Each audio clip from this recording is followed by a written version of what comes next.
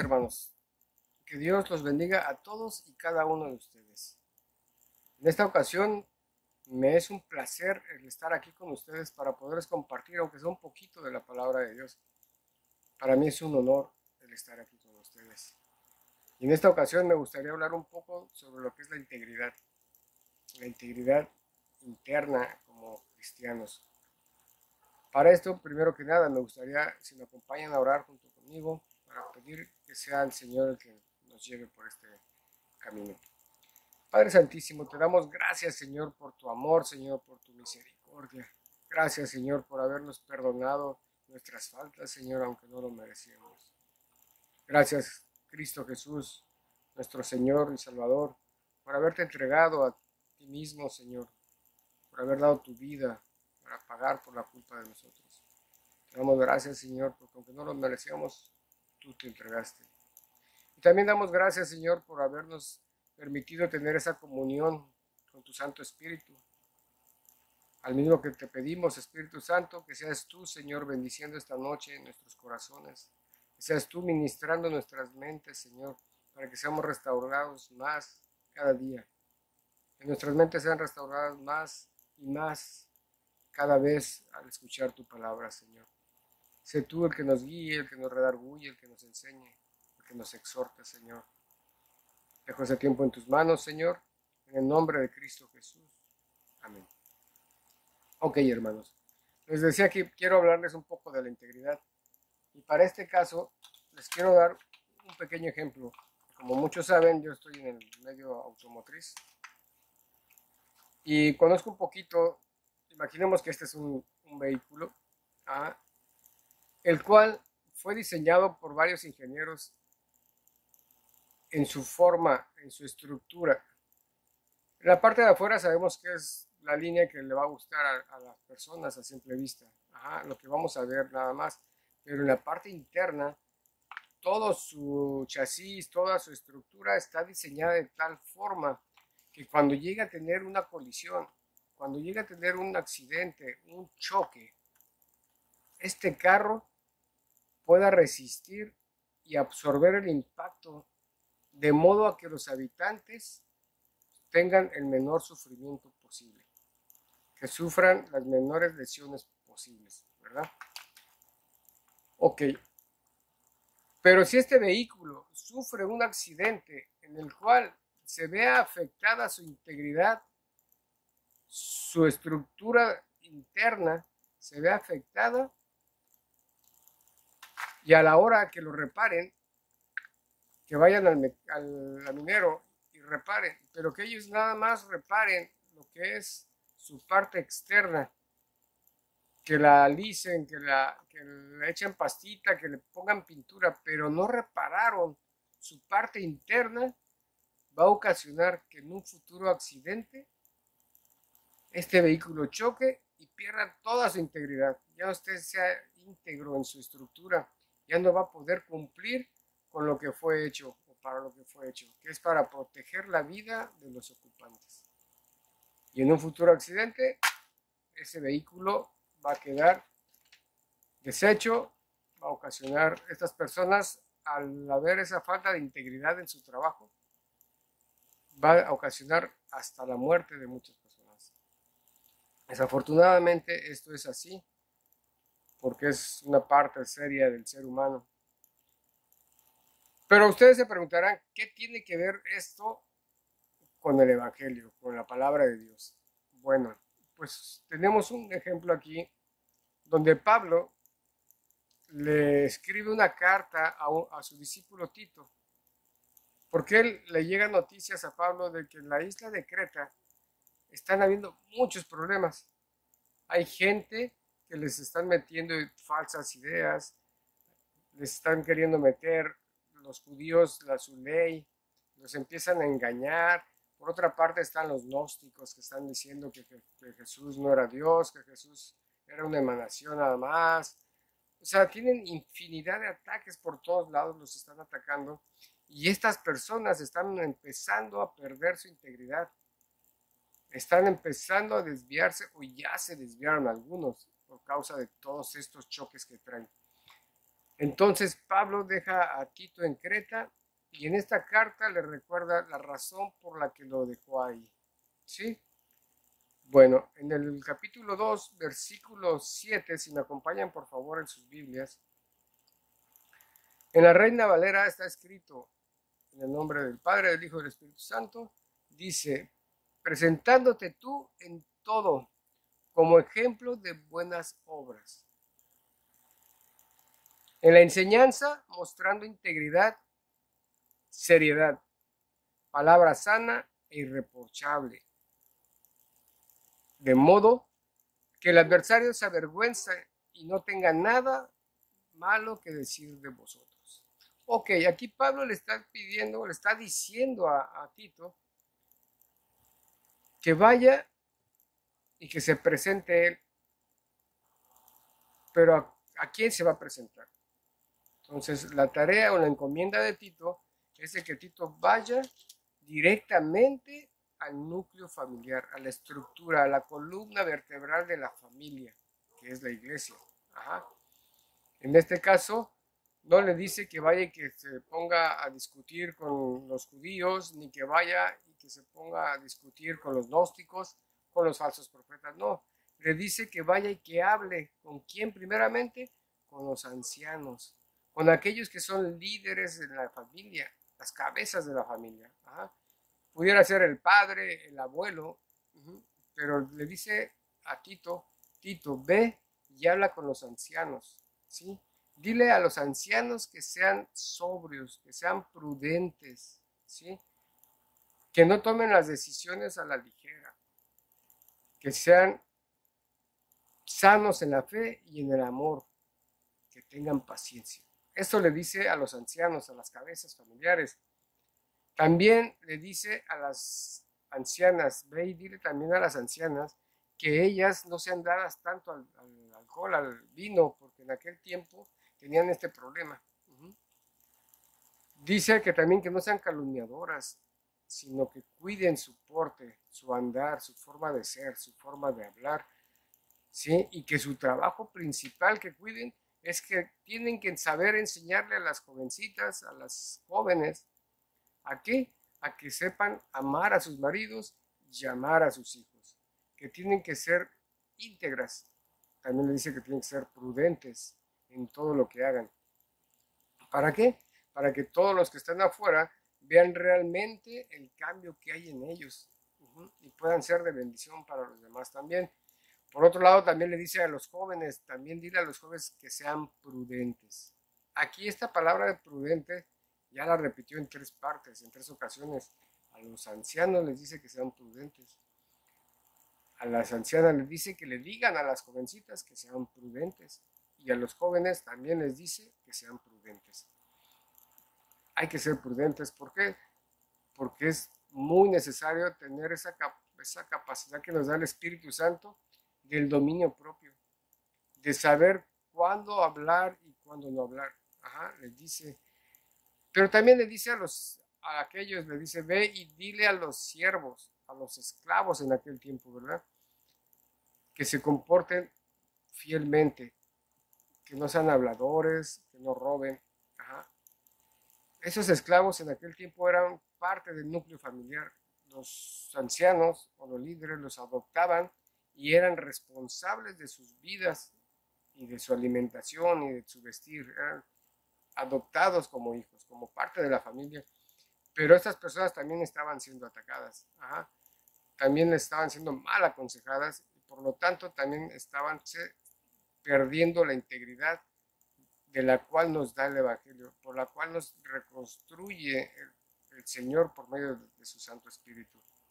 Bien, entonces Pablo le dice a Tito que vaya y que exhorte, que hable y que exhorte y que aliente a todo ese núcleo familiar, empezando por los ancianos, las ancianas, y les da las tareas con los jóvenes y las jovencitas, y aparte con los esclavos, con aquellos siervos que viven en sus casas.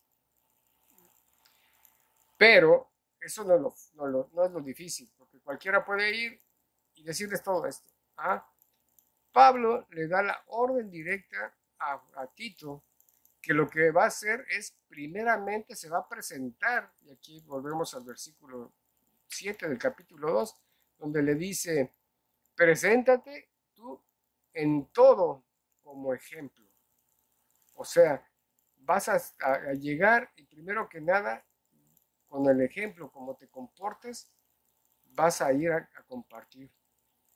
Tienes que demostrar realmente lo que eres un siervo de Dios, ¿sí?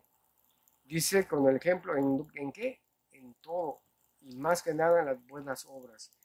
Tito, tienes que ir y tienes que hacer buenas obras para después poder enseñar mostrando integridad. ¿Por qué? Porque tienes que enseñar y aquello que has hablado tiene que respaldarlo tus obras. No puedes hablar nada más porque sí, sino primero tuviste que haber mostrado que tú sí estás cumpliendo con la voluntad de Dios. Tienes que obrar primero bien y después enseñar para que esa palabra lleve peso, lleve respaldo con tus acciones. Y cuando enseñes, tiene que ser con integridad y seriedad, no con cuentos ni vacilaciones, sino tienes que ser serio. ¿Por qué?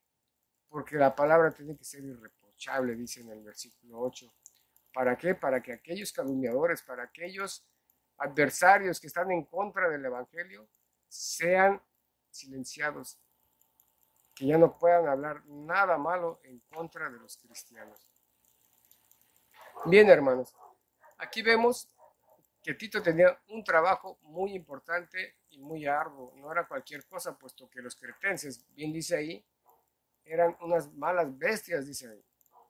Bestias, imagínense una bestia que está hecha para arar el camino, para arar el campo, y no lo hará porque no sabe o está mal, tiene la columna mal, no puede jalar una pata, no está siendo íntegro, no perdió su integridad, no hace para lo que fue hecho. Y estos así eran, los cretenses, eran malos, glotones, dice ahí, ¿no? Mentirosos. Bueno, pues Tito tenía mucho trabajo por hacer. Ahora, ok, después de haber comentado, platicado esta historia, vamos a imaginarnos todo el panorama, como si fuera una película. Dentro de ella hay varios actores.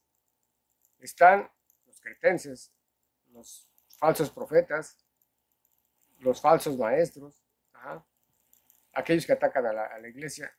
Están Pablo mandando la carta, está Tito recibiendo indicaciones, está la familia en sí, los ancianos, las ancianas, los jóvenes y los siervos. Tenemos bastantes actores aquí. La pregunta de esta noche, de esta tarde sería, ¿con qué personaje de la historia me identifico? ¿Con qué personaje me estoy identificando? ¿Me estaré identificando con los ancianos? ¿Seré acaso yo un líder familiar?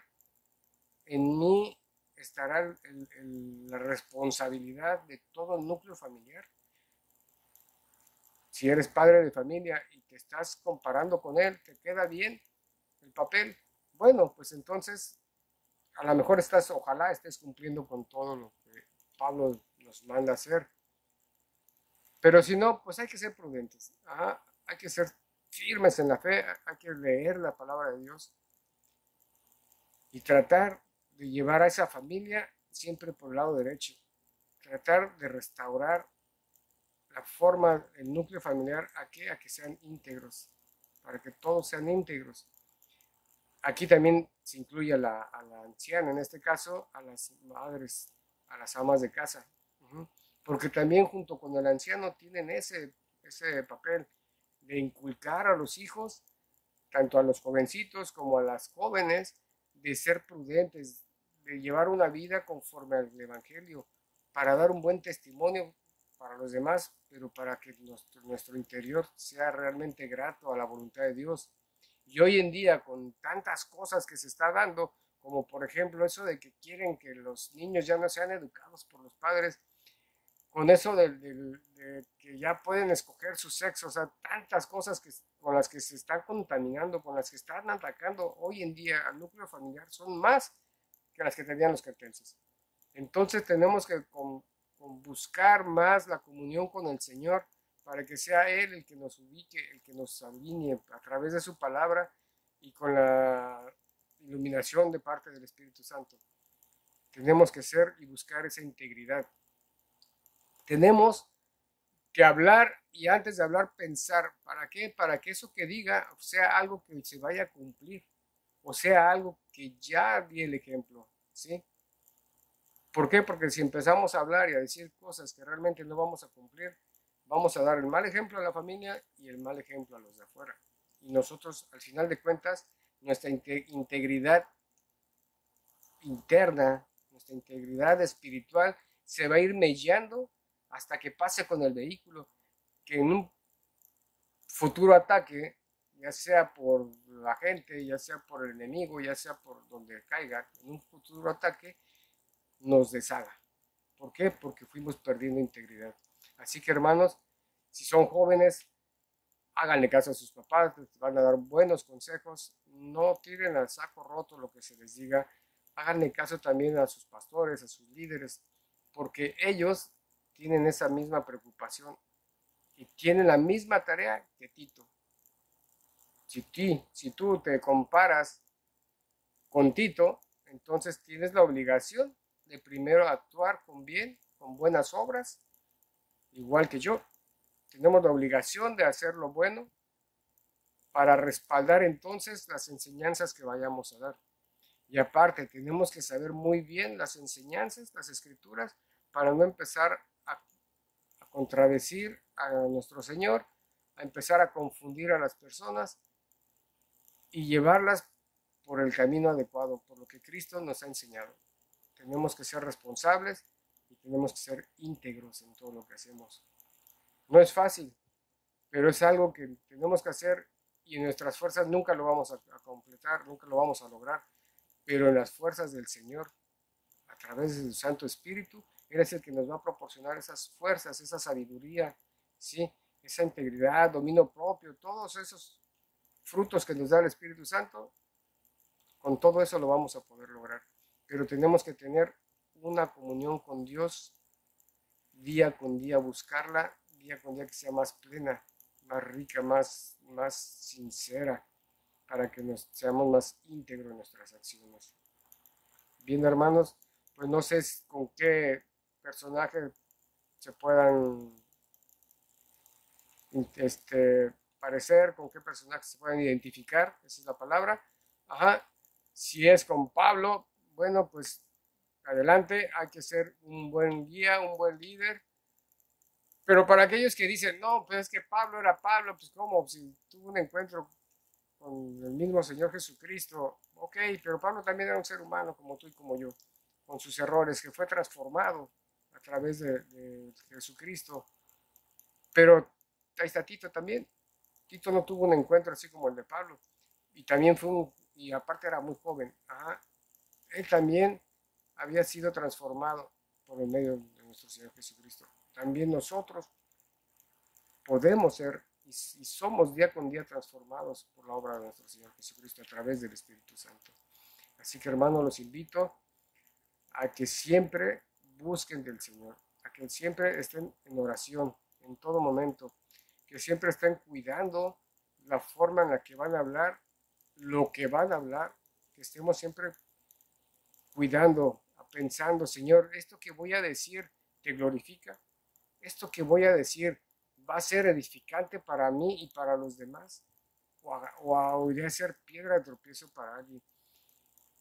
Solamente a través de la comunión, en su palabra y en oración, vamos a poder ir creciendo de forma integral, de forma completa, en una madurez espiritual.